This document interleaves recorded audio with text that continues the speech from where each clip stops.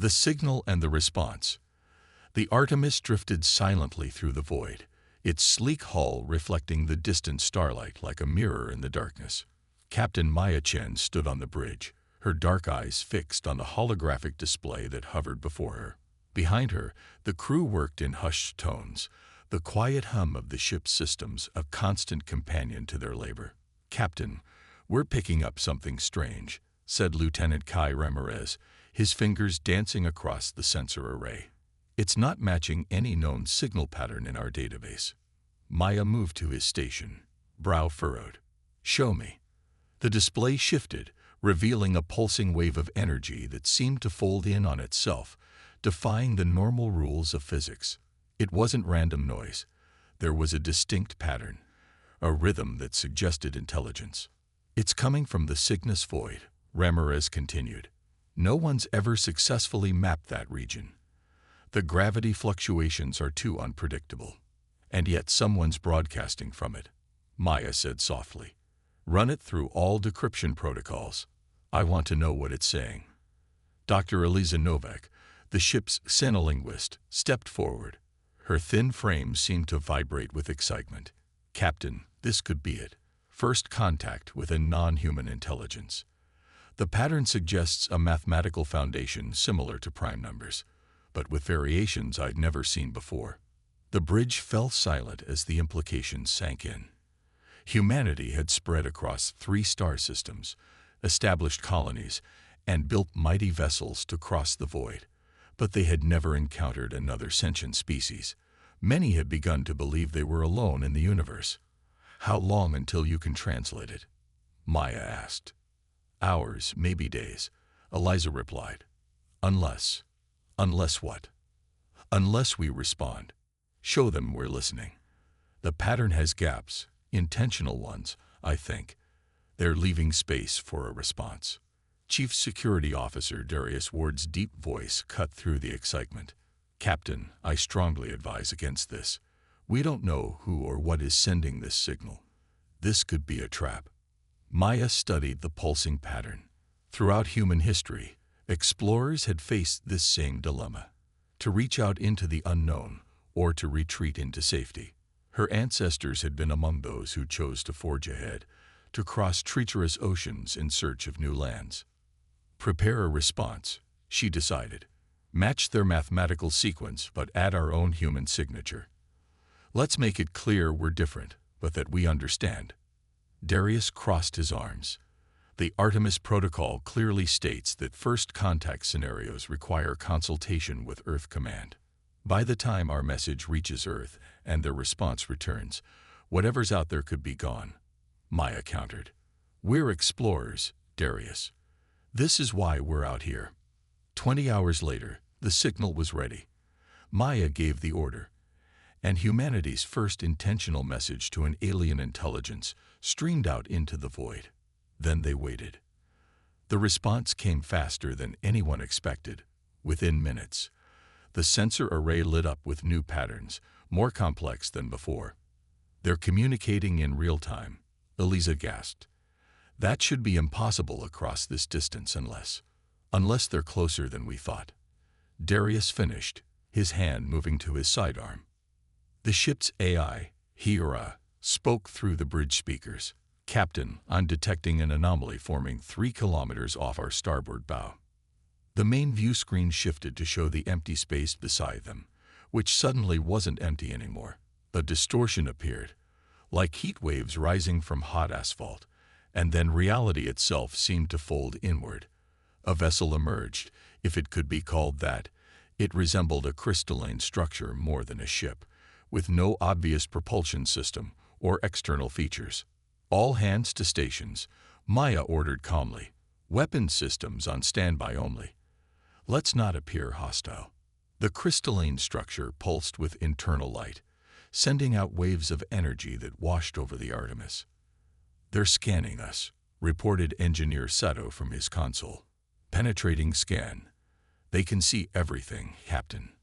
Our systems, our biology, even our cultural database." Before Maya could respond, the view screen flickered and changed. A figure appeared, humanoid in basic shape, but clearly alien. Its skin, if it was skin, looked like flowing mercury, constantly shifting and redefining itself.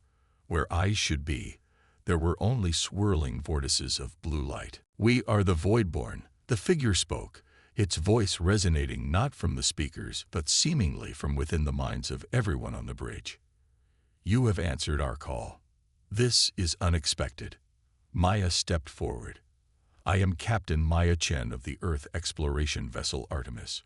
We received your distress signal and responded." The alien's form shifted, mercury-like skin rippling.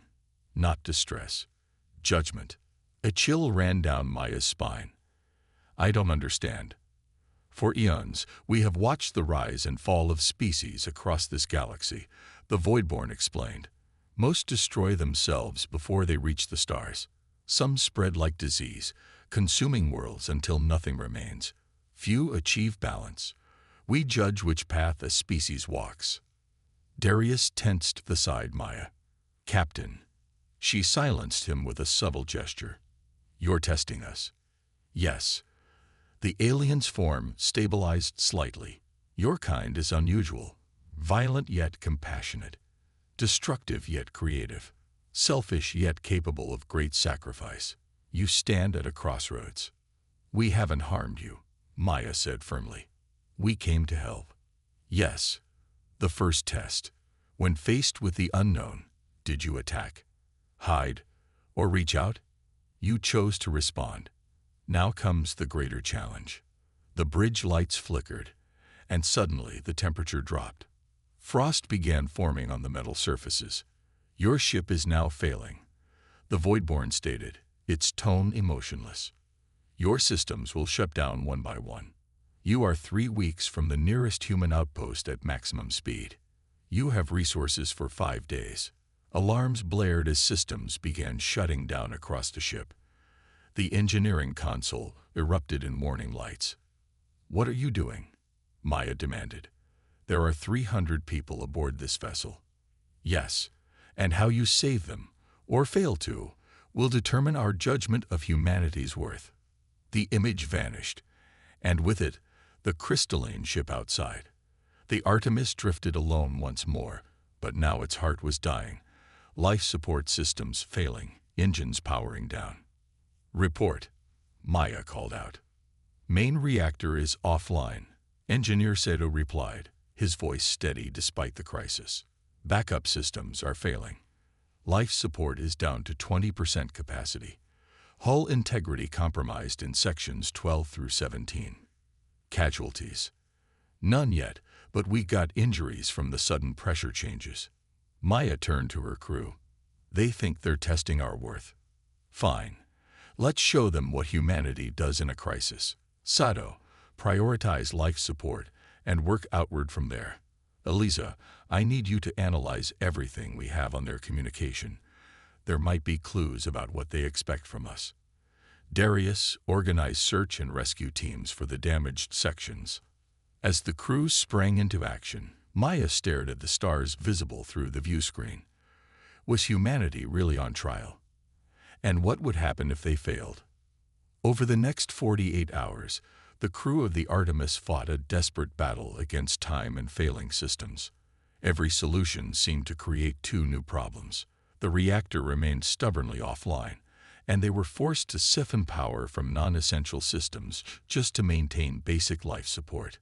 Maya hardly slept, moving from crisis to crisis across the ship. She helped free trapped crew members from collapsed corridors, assisted in emergency surgeries when the medical bay lost power, and worked alongside engineers to jury-rig solutions with whatever materials they had available. On the 3rd day, she returned to the bridge to find Eliza waiting for her, eyes bright with a new discovery. "Captain, I've been analyzing the Voidborn's message patterns," the xenolinguist explained. "There's something hidden beneath the surface, a secondary communication channel. I think they're watching us, evaluating not just if we survive, but how we do it." Maya's exhausted mind raced with implications. "You mean they care about our methods, not just results?" "Exactly. And I'd noticed something else.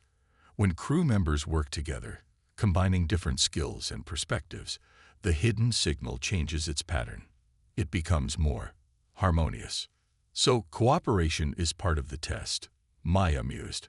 What else have you found? The Voidborn mentioned balance. I think they're looking for evidence that we can balance self-preservation with higher principles, that we won't sacrifice our humanity just to survive. Maya nodded slowly. Gather the senior staff. I have an idea. 6 hours later, the crew implemented Maya's plan. They would attempt to restart the reactor using a technique that had never been tried outside of theoretical simulations. It required perfect timing and coordination between teams spread throughout the ship. If this works, Sato warned, we'll have power, but it won't last forever. Maybe another week. A week is better than the 2 days we have left, Maya replied. And it gives us time for Phase 2. The reactor restart procedure began. In engineering, Sato monitored power fluctuations while teams at junction points throughout the ship manually regulated energy flow. On the bridge, Maya watched the ship's vital signs, ready to abort if the strain became too great. Now, she ordered when all indicators aligned. For a moment, nothing happened. Then a low hum vibrated through the ship as the reactor sputtered to life. Cheers erupted across all decks. The victory was short-lived. As systems came back online, the sensors detected something massive approaching. A stellar storm, unlike anything in their records. The swirling mass of charged particles and radiation would tear the damaged Artemis apart. We can't outrun it, Darius stated grimly. Not with our engines in this state. Maya studied the storm's pattern. We don't need to outrun it. We need to use it. Use it. Captain, that storm will kill us all. Not if we ride it. Maya turned to the navigation officer. The storm's electromagnetic field follows a pattern. If we position ourselves precisely and use what little engine power we have to make micro-adjustments, we can let it carry us, like surfers on a wave. That's insane, Darius protested. The calculations would have to be perfect. Then we'll make them perfect, Maya insisted. This is exactly the kind of thinking the Voidborn are testing, finding harmony with seemingly destructive forces instead of fighting against them. As the storm approached, the crew prepared. Every available mind worked on the calculations, pooling their knowledge. They plotted a course that would place them at the edge of the storm's path, where they could catch its momentum without being torn apart by its full fury. The Artemis shuddered as the storm's outer edge made contact. Warning lights flashed across every console. Hold position, Maya ordered, her knuckles white, as she gripped the command chair. Not yet. Not yet. Now. The ship's remaining engine power engaged, pushing them into the flow of the storm. For a terrible moment, it seemed they had miscalculated. The ship groaned under the strain, metal screaming as it twisted. Then suddenly, they were moving, carried along by the storm's tremendous energy. The Artemis accelerated to speeds it could never have achieved under its own power, hurtling through space toward safety. As the ship stabilized in its new trajectory, Maya sensed a presence. She turned to find a shimmering form materializing on the bridge. The Voidborn representative. You ride the destruction, it observed, its voice resonating in their minds. You turn death into life. This is unexpected. Maya stood to face the alien being. That's what humans do. We adapt. We find possibilities where others see only obstacles.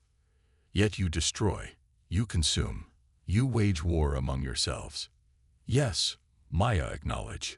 We're flawed, but we're also more than our flaws. We create, we heal, we sacrifice for each other, and for ideals greater than ourselves. The Voidborn's form shifted, becoming more defined, almost solid.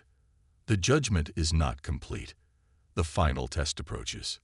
With those words, it vanished again, leaving the crew to wonder what challenge awaited them next, and whether humanity's future hung in the balance. Trial of Stars. The storm carried the Artemis for 3 days, its damaged hull groaning under forces it was never designed to withstand. When they finally emerged from the stellar tempest, they found themselves in an uncharted region of space, a vast nebula where swirling clouds of cosmic dust painted the void in shades of purple and blue. Engineer Sato's voice broke the awed silence on the bridge. "Captain, the good news is we're still alive. The bad news is we have no idea where we are, and our navigation systems can't penetrate this nebula to get star readings." Maya nodded, her exhaustion evident in the dark circles under her eyes. "What about our distress beacon? Can we at least let someone know we're out here?" "Beacon's operational, but the nebula is interfering with signal propagation. I doubt it's reaching more than a few light minutes away. So we're lost, running on borrowed time. And no one can hear us," summarized Darius, the security chief. "Perfect." Maya turned to face her crew. Despite everything they'd endured, they remained at their posts, doing their duty.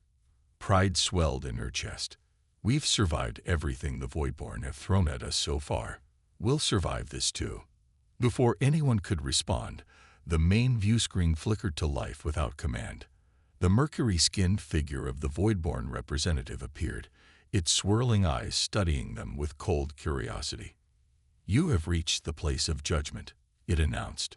"The final test begins." The nebula around them shifted, clouds of dust parting to reveal a massive structure floating in space, a colossal ring of what appeared to be the same crystalline material as the Voidborn vessel, at least 20 kilometers in diameter. "What is that?" Maya asked, unable to hide her awe. "A gateway," the Voidborn replied. "One of many we built when the stars were young. It leads to salvation for your vessel and crew. And the test. To activate the gateway, you must solve its puzzle. It requires understanding beyond your current knowledge."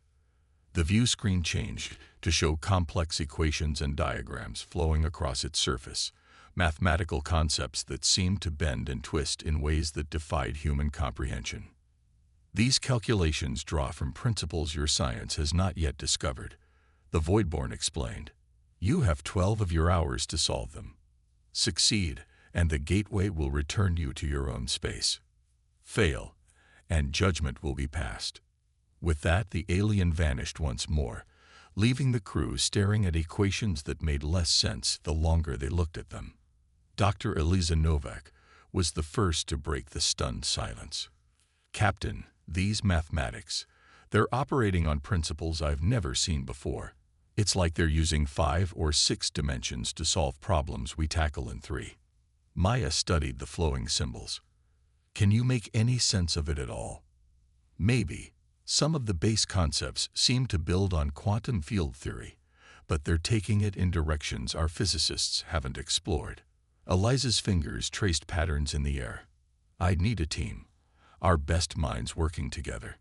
"You have them," Maya said decisively.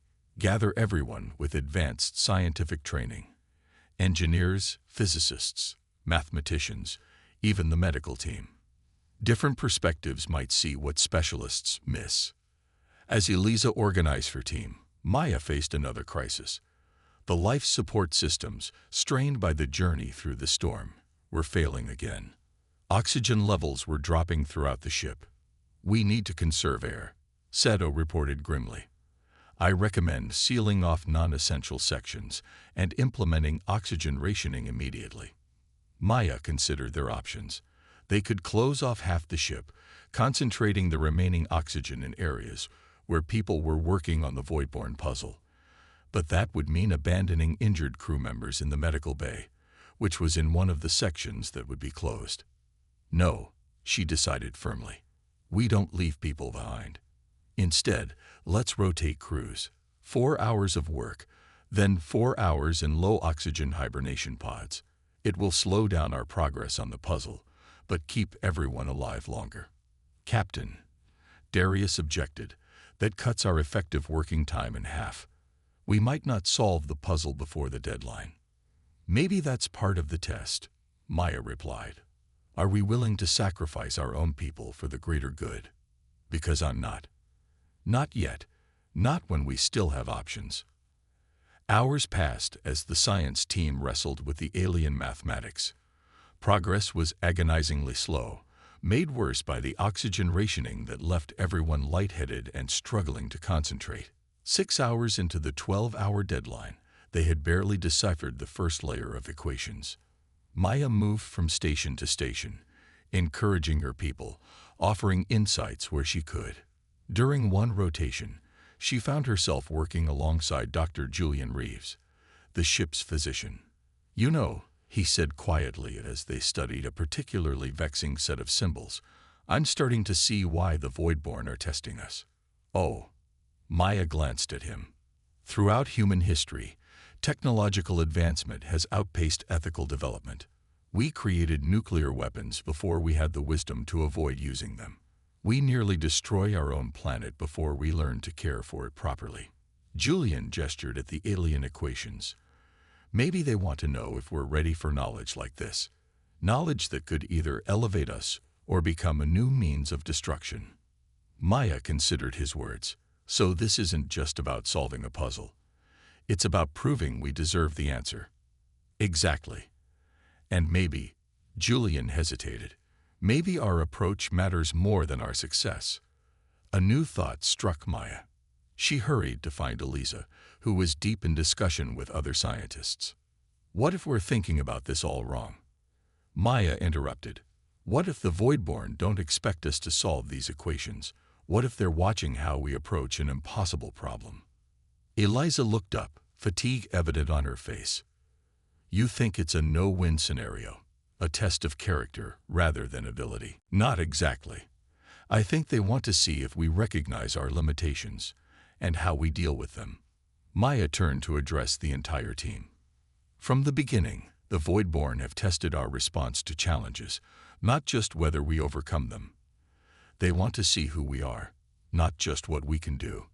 She pointed to the swirling equations. "We might not be able to solve these with our current knowledge.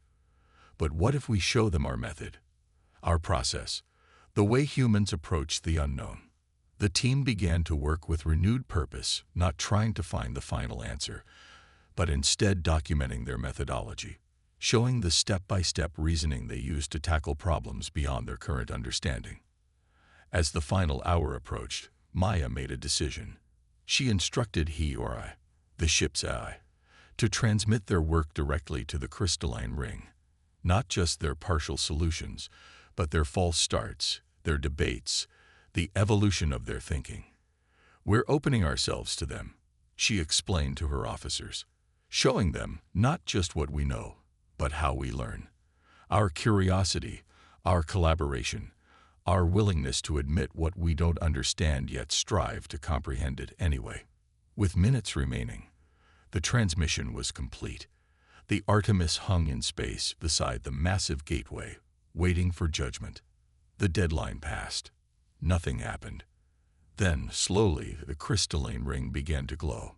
Patterns of light raced along its surface, pulsing in complex rhythms. The structure rotated, aligning itself with the Artemis. The Voidborn appeared on the bridge, its mercurial form more defined than before, almost solid. "You did not solve the equations," it stated. "No," Maya admitted. "We couldn't, not with our current level of scientific advancement. But we showed you how we would approach them, how humans learn, adapt, and grow." Yes, the alien's voice seemed to carry a new emotion, something almost like approval. Most species attempt deception when faced with impossible challenges. They pretend knowledge they do not possess, or they resort to violence, trying to force solutions where none exist. "That's not who we are," Maya replied. "We're explorers, not conquerors. We recognize our limitations, but we don't accept them as permanent." The Voidborn's form shifted, expanding until it towered over them. "In our long vigil, we have seen 1,000 species rise and fall. Some reached the stars through conquest, others through cooperation. Some burned brightly, then extinguished themselves. Others endured but stagnated. And what about humans?" Maya asked. "What's your judgment of us?" "Incomplete," the Voidborn answered. "You stand at a crossroads. Your potential for creation equals your capacity for destruction. You sacrifice for one another, yet you wage war among yourselves. You seek knowledge, yet often misuse it. We're young, Maya acknowledged. We make mistakes, but we learn from them. Yes, that is why our judgment is this. You are not ready for the knowledge contained within our gateways. Not yet. The Voidborn raised a hand, and the crystalline ring began to pulse brighter. But you have earned the chance to become ready. A beam of energy shot from the ring, enveloping the Artemis. The ship's systems suddenly came back online. Reactor functioning at full capacity, hull breaches sealed, life support restored. We return your vessel to you, repaired, the Voidborn said. And we offer you this. A small crystalline object appeared, floating in the air between them. It pulsed with inner light, complex patterns shifting within its translucent surface. A seed of knowledge.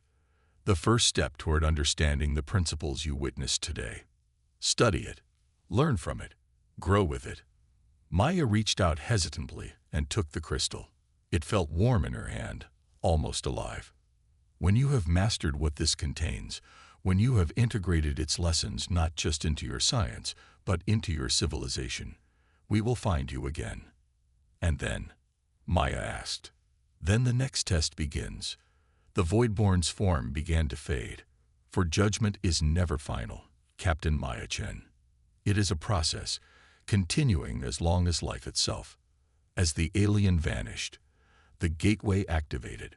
A swirling vortex of energy formed within its center, a tunnel through space itself. Captain, reported the navigation officer, I'm detecting Earth frequencies coming through that portal. It leads back to our space, specifically to the Arcturus colony, our nearest outpost. Maya stared at the crystal in her hand, then at the gateway before them. Take us home, she ordered quietly. We have a lot to report, and even more to learn. The Artemis moved forward, entering the swirling energy of the portal. As they passed through, Maya felt a presence in her mind. One final message from the Voidborn. The stars have witnessed your kind's first steps. Whether you rise or fall, create or destroy, balance or consume, that choice belongs to you alone. We will be watching. When the Artemis emerged near Arcturus colony 3 weeks later, the story of their encounter spread rapidly throughout human space. Some dismissed it as hallucination or exaggeration. Others demanded immediate military buildup to defend against potential alien threats. But many recognized the encounter for what it was, a warning and an opportunity. Humanity stood at a crossroads, with the path forward determined by their own choices. Research teams began studying the crystalline seed the Voidborn had gifted them. Its secrets wouldn't be unlocked quickly, but each discovery sparked new understanding of the universe and humanity's place within it. Maya Chen was promoted to admiral and given command of a new initiative, the Voidborn Protocol, dedicated to preparing humanity for its next encounter with the ancient judges of the cosmos. Under her leadership, exploration continued, but with a new awareness that they were not alone among the stars, and that how they explored might matter more than what they discovered. On quiet nights, Maya would often stand at the viewport of her new vessel, staring out at the stars and wondering, were the Voidborn watching right now? Were other ancient species monitoring humanity's progress? And when judgment came again, as she knew it would humanity stand worthy of the cosmos they sought to explore? The answers lay in the future they would build together, a future balanced between ambition and wisdom, between reaching for the stars and remembering the humanity that made such reaching worthwhile. For now, it was enough to know that they had passed the first test. They had been judged and found, if not worthy, then at least promising. And sometimes that was all you needed, a chance to prove what you might become.